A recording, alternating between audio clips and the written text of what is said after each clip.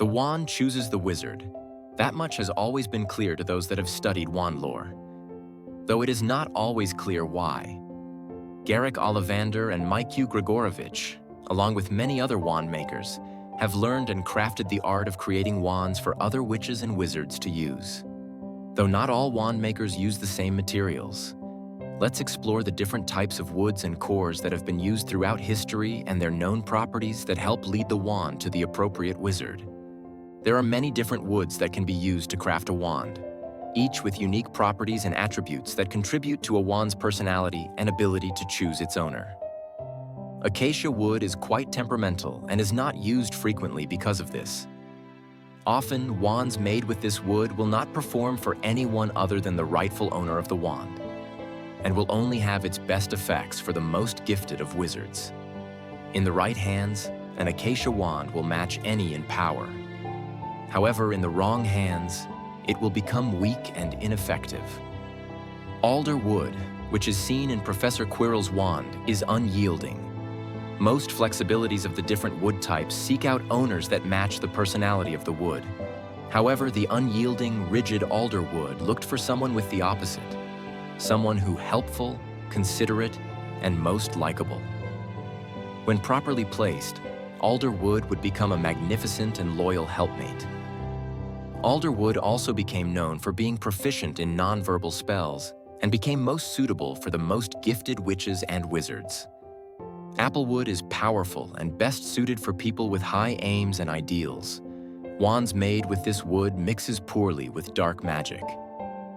It is said that those with applewood are well-liked and long-lived, and many who claim this type of wand have great personal charm. Witches and wizards who are chosen by an ash wand are not easily swayed from their beliefs.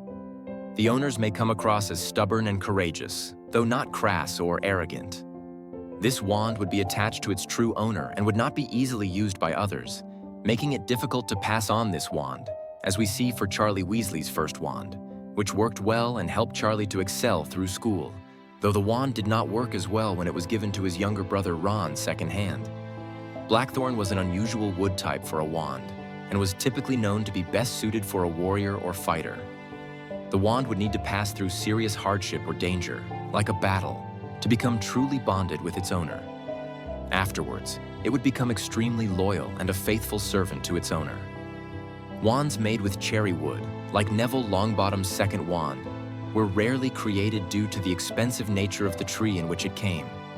However, the wand held strange and strong power, quite the opposite of the ornamental tree that held the pink flowers. Cherry wood often made wands with lethal power, with any core, though when paired with dragon heartstring, it would need to be paired with a wizard with great self-control and strength of mind to keep the power in check. Chestnut wood made for a multifaceted type of wood that would gain much of its personality based on the core that was placed within it. It is often paired with witches and wizards that were gifted in herbology, taking care of magical creatures and natural flyers. If paired with dragon heartstring, they frequently aligned with those who wanted luxury and material items, and were not concerned with how they came to obtain these items. While opposite, those with unicorn hair were concerned with doing the right thing and justice. Cypress, like that of Remus Lupin's wand, was associated with nobility and was said to be well matched with those who were willing to die a hero's death. The wand paired itself with those who were brave, bold, and self-sacrificing, those who were not afraid of the shadows of themselves or others. Fitting for Lupin, who could easily see the best in others due to his condition. Dogwood wands are quirky and mischievous. They seek out owners who have more playful natures and will provide fun. That does not mean that wands of this nature are to be trifled with. When called upon in need, they can perform serious magic and complete complex spells when paired with a clever and ingenious wizard. Elderwood was the rarest of woods used to create wands. Most famously is the Elder Wand, and the traits of this wand hold to all those made with this type of wood. The wood held strong and powerful abilities, though it dislikes being handled by someone who is not deemed strong enough for the power. This is why the Elder Wand changed masters so frequently, searching out a stronger master that had disarmed or killed the one before.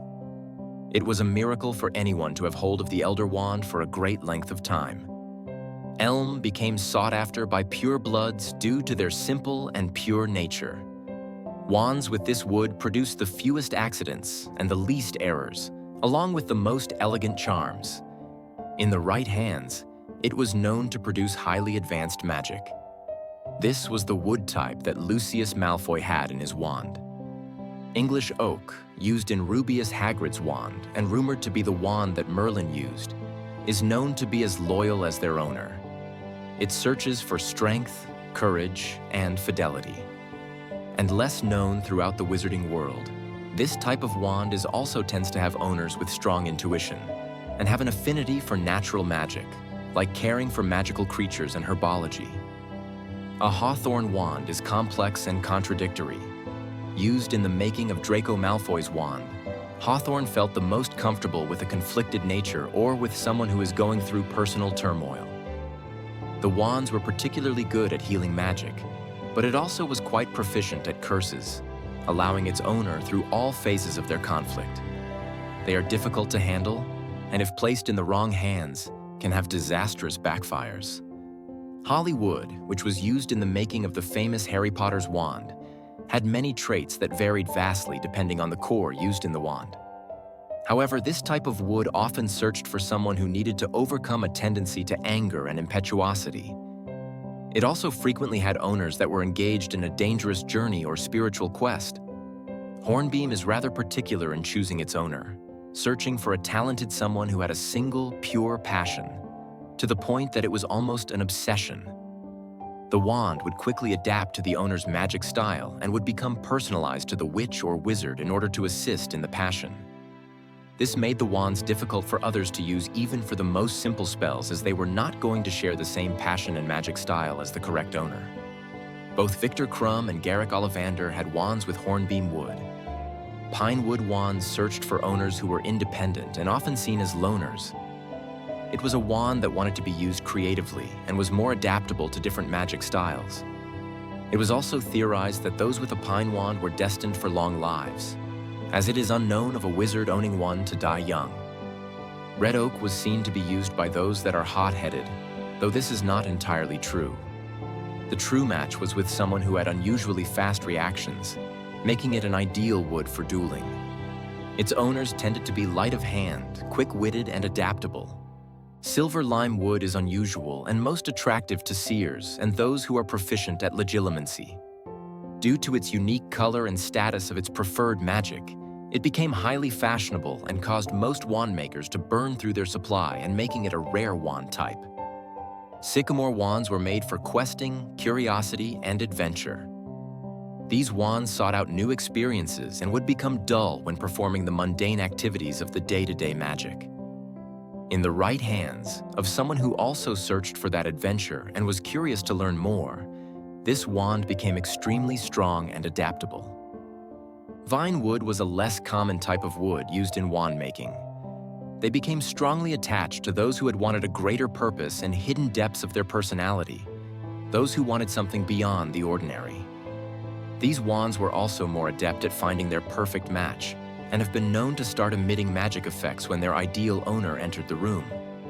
This is the wood type that made Hermione Granger's wand, who eventually became the Minister of Magic. Walnut wands sought out those who were considered innovators and inventors, and it was unusually versatile and adaptable. While other woods would resist magic that was not of its nature, walnut could be subjugated and would perform any magic that their owner wished, as long as the owner had sufficient intelligence.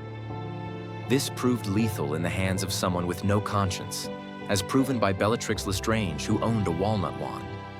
Using willow wood was uncommon, though they were often associated with healing magic. Their owners frequently had insecurities, no matter how much they tried to hide it.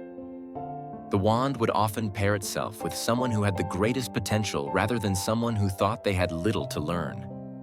This type of wood was in Ron Weasley's second wand, after he broke his hand-me-down of his brothers, along with Lily Evans and Scorpius Malfoy.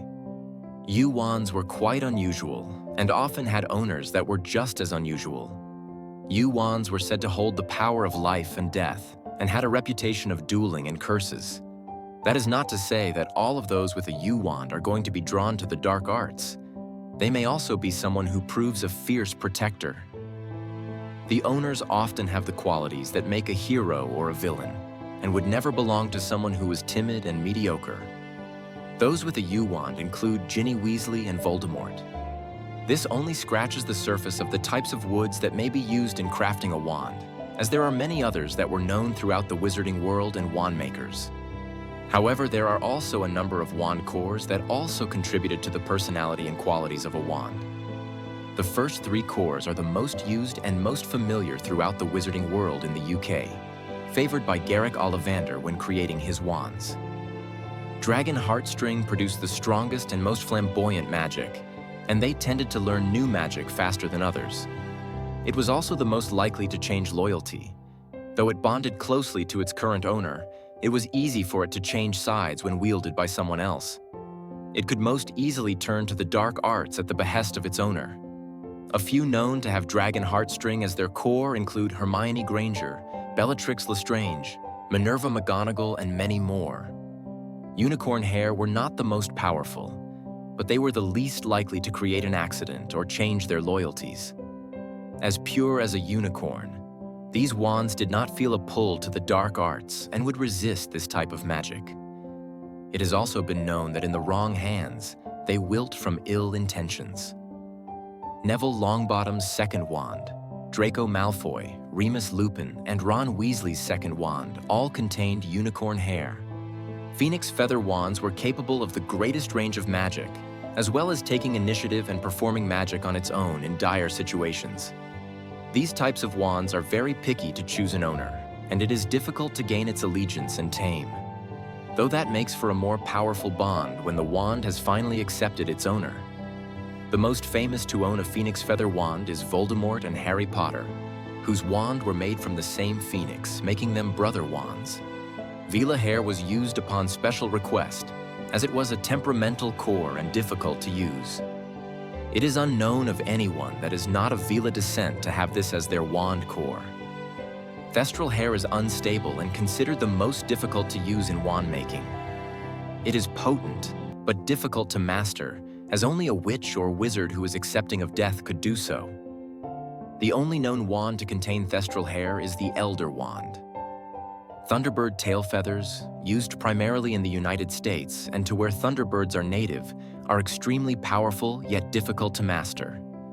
They are particularly known for transfiguration, but they are also adept at sensing danger, which causes a wand to preemptively cast a curse on their owner's behalf. White River Monster Spine was known to produce spells of great force and elegance. Rougarou hair were believed to have an affinity for the dark arts, creating powerful magic. Though one to have this core is Serafina Pickery, the president of Makusa. Horned Serpent Horn made for exceptionally powerful wands. Sensitive to Parseltongue, these wands vibrated when spoken to, and they were known to create a low hum to warn their owners of potential danger. Basilisk Horn, known to be the core of Salazar Slytherin, had a strong pull to the dark arts. Kurapira hair was known to be unstable and unpredictable, just like the creatures in which the hair comes from. It often looked for an owner that was incredibly talented and just as unpredictable as it was. African mermaid hair properties are mostly unknown, however, these wands are incredibly loyal. If anyone other than its rightful owner attempted to use the wand, it would give the user a shock. The wand chooses the wizard. The unique combination of wood and cores leads to wands that are just as individual and unique as the witches and wizards that come in search for the tools of their trades. It is not uncommon for witches and wizards to try out several wands before finding the one that is truly meant for them.